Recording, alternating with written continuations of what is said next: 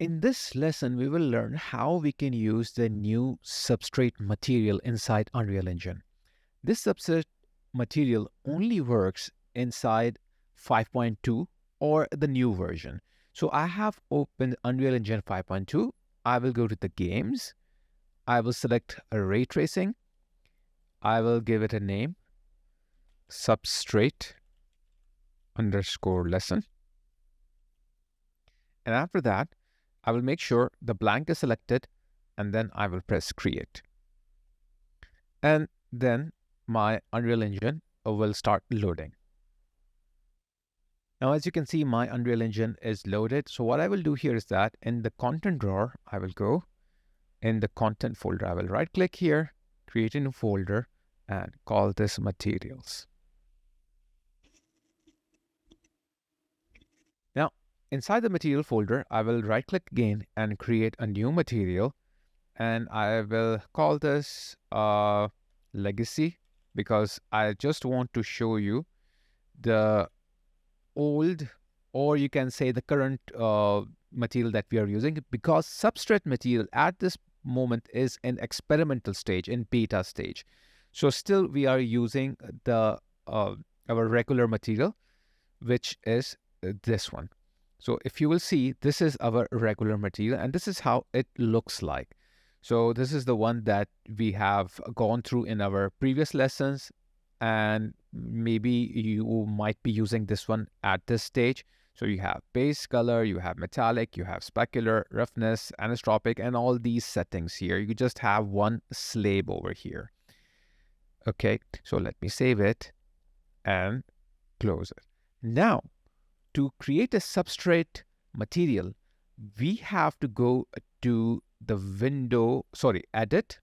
Inside the edit, we have project settings. Inside the project setting, in the search, you will type here substrate. And once you will get the options here, you have to check these options. First option here is the substrate material experimental. This is the most important one. You can just press OK. It will give you a warning that it is in experimental stage. Be aware that any material saved when substrate is enabled won't be rendered correctly if substrate is disabled later on. So you have to make sure, if you're using substrate material, you have enabled it throughout your project.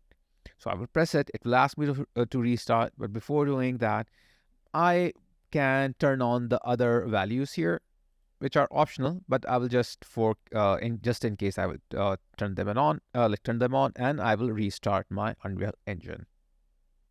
Now, Unreal Engine is restarting, and as soon it will restart, we'll start working on it. Now, my Unreal Engine is started and it's loading. It's kind of preparing the shaders right now.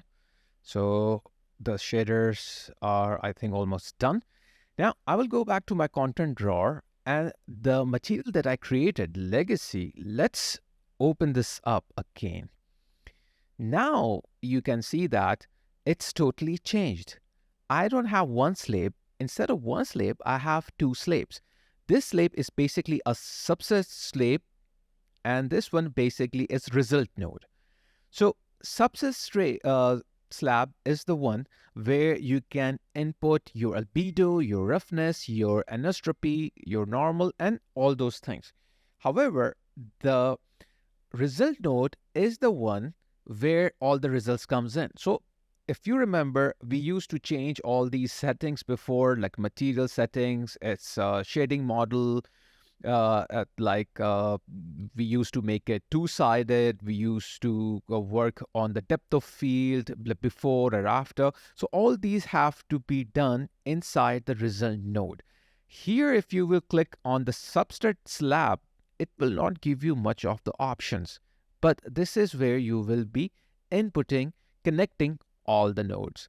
Let's create a simple material, and let's see how we can work with this one. So first of all, what I will do here is that I will make a bluish, dark bluish sort of a material here. So I will press 3 on my keyboard and click here to create a color. And I will just choose a dark bluish color here. something like this. Okay, it's a little bit more blue to it, dark color. So I will just hook this up in the diffuse albedo.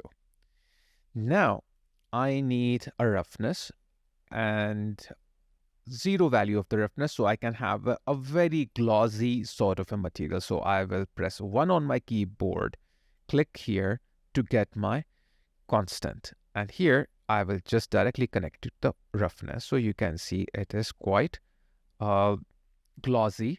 Now issue here is that you will notice there is no metalness. Where is the metalness now? Basically, metalness is now divided into two different parts, F0 and F90. This is actually the same way what Disney Pixar uses in their movies. So basically, F0 is the one which works with the light and with the direction of the light. F90 is the one which works with the direction of your camera angle. So let's see how you can apply here more like a metalness. So let me disconnect this roughness for now. I will press Alt on my keyboard, or if you're using a Mac, then Option on your keyboard and click on the roughness. And then what I will do, I will put some values. You can put a color here as well. Okay, white for 100% metalness and black for zero metalness. So it's totally up to you. But I will put a value. I will press 1 on my keyboard and just put it here and F0. So there is no metalness, you can see here. There is no metalness basically. So if I will turn it all the way to 1, so you can see I got the metalness, and it's more look like pearl right now, but I lost the color. So what I can do here is that I have one node which is called Substrate helper. So let me disconnect these two, and only I will take my diffuse from here, the node, and put it somewhere here and search for Substrate. And as soon as I will search for Substrate, I will get Substrate helpers. Here I have an option called Substrate metalness to diffuse color F0. I will select this one. And once I will get this, it's already connected to diffuse albedo, This is basically our base color. This is F0, it has to go to the F0, done. Now this is my basically the base color, and here you can see all the legacy inputs. This is the new inputs, legacy inputs. It is converting into the new inputs. Metalness, whatever you have, you can put in the metalness here. And now you can see I got a metallic ball over here. It just need a roughness now. So I can go and input a roughness here, and I will get a really good sort of a Christmas ball sort of feeling over here.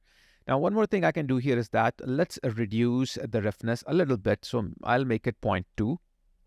Sorry, increase the roughness a little bit, like 0.2. So I have increased the roughness to 0.2. And now what I can do here is that I have F90. I can use a color over here, like suppose a greenish sort of a color. So I will press 3 on my keyboard, click it here to get the color constant, and I will change it to something like a green color. And something like a green color, which is not basically faded, something like this, and plug it into F90. As soon as I will do that, you will see as my camera angle is changing, it is showing me the reflection, the greenish reflection on the edges. So this is how you can get this sort of a nice material using the Substrate materials. Now, one thing that we can do here is to join these colors, like these substrate material from one material to two materials. We can join two different substrate material to create a very nice output, like a car paint or like a opal material. So that we can do. So we need two substrate slab for that. So at this stage, we have only one.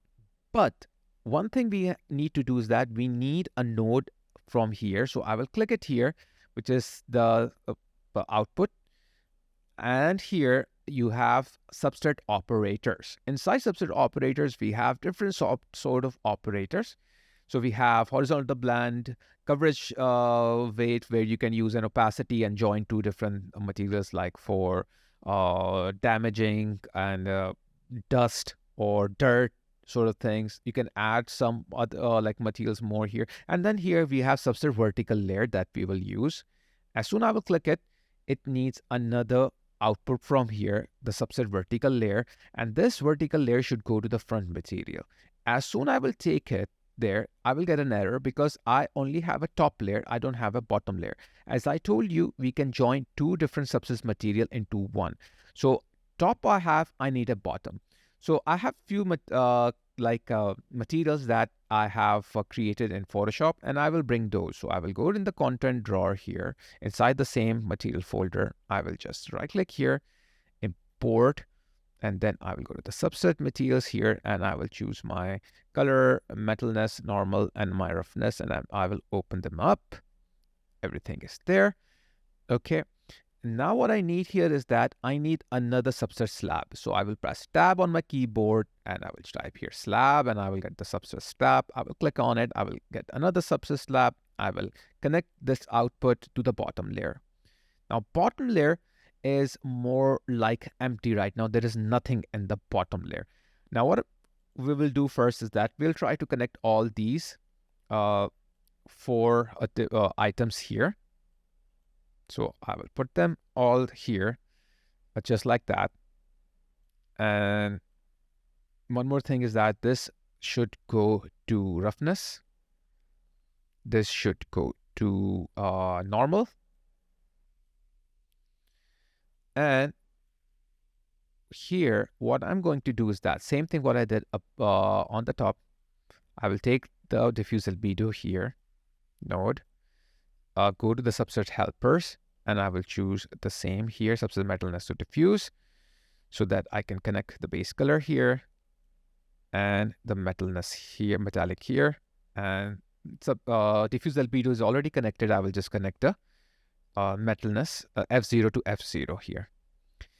Now, I don't see any change here. The reason is that because there is one node here which is called subsurface scattering MFP, which you have to connect to a material. I will connect it to a material that is in a helper, and it's called substrate transmittance to mean free path. Once I will select this one, so what it will do is that it will make it a see-through sort of thing. It will give a skin weight to it. Now you can see I can look at my top material as well the bottom material, and wherever it is dark, I don't see the bottom material. Wherever the light is hitting, I can see the top material. One more thing I can do here is that I can change the thickness of the top skin, or you can say material. So you can see here is the top thickness. I will press 1 on the keyboard to get the constants. Click here, connect this here. This is 0 value, so there will be no thickness on the top. You can see I can directly see through. So I will give a little bit thickness, like 0.02, some sort of this. Press enter. Okay, so a very slight, you can see it has become. Let's reduce it more. Let's make it 0.002. And here you go. We got a really nice looking material here. Let's increase the thickness a little bit more, 0.005. Okay, this looks much better. So this is how you can create two layered material, two shaded material, something like that. So I will save this one, and I will go back to my content drawer, and let's create a new material here. Right click, material, and I will call this new material like a fuzzy material. So because there is one more material that you can create through Substrate that is called fuzzy, I will double click it here, dock it here on the top, go back here, and you can see here is my the like result node. This is my subset slab. And what I need is the basic color. The basic color I can put here something like a, you can maybe like a greenish color, okay, or bluish, or whatever color you want. This time I will create a vector node. So I will like a vector parameter. So I will press V on my keyboard, click here and type here main color. I will change this to maybe purplish color. So something like a pure purple color. Okay. But a little bit dark. Something like this. And I will connect it to diffuse albedo. Now here I have fuzz color. Now fuzz color, what I can do here is that I can press again V, choose right here fuzz color. Connect this. Change this color to something like a purplish but very bright purple color. Something like light and bright, something like this. But there is no amount. So what I will do, I will press 1 on my keyboard, click it here to get the constant, put it here, and change the constant to 1. And now you can see it's the material itself is getting a bit fuzzy. Okay. Now fuzz amount, I can decrease it, maybe 0.6, whatever you want. And fuzz roughness, I will give, let's make this 0.6 again. Here for roughness, maybe I can put another constant, change it to something like 0.8. Okay. And save this material. And you can see it's called like you can create a really nice fuzzy sort of a material. And here also in this roughness, I can put this 0.8 here, or maybe I can make another one, but this roughness I will keep at 0.65 and put this to the main roughness here, so that we can get some interesting result. So it's totally up to you how you want. I will save it. And now let's close this project settings here. I don't want a lot of screen. So I will go to the file, new level, choose the basic level, create. And here I will put like a cone shape somewhere. Okay. And a little bit on the top. And I will focus on it. And I will try to put the colors, the materials here to see how it looks like. So first, the legacy material, if I will put it here, so you can see how it is reacting with the environment. You can see there is a reflection here because of the metalness. You can see the green sort of a like colors on its surrounding because of the metal, because the F10 metalness. Okay, so these you have different sort of materials here. Okay, so sorry, not F0, F90, not F10, F90 is the green part. F0 is the main like metalness. So this guy is like sort of a like effect you are getting. So what we can do here is that let's go back to the legacy, and instead of thickness as this, let's increase the thickness a little bit more. Let's make the thickness 0.01. Okay, not too obvious, and press save. Now we'll go back here, and you can see it's giving more sort of a really nice like result. Even a little bit more. What if I make it 0.1? I think 0.1 is a lot. But let's see. Yeah, it's a lot. So maybe 0.05. Let's see. Yeah, too much. So let's see the best value that we can get, because I don't want to put a very high or very low value. I just want to see it slide. So 0.02, let's see what kind of result we can get from the 0.02. And you can see with the 0.02, you can you will get a very subtle result here, and a very nice sort of a result you can get from the value. So it's really nice to have these sort of a material. You can create a lot of nice sort of results out of it. So this is, we can do different kind of changes. We can look at it, how it looks like. Okay. And if I will apply the fuzz material on it, content drawer fuzz material, and let's see how the fuzz material looks like. And you can see it's kind of like velvety sort of a material you can get out of it. So I hope you have learned something from this lesson.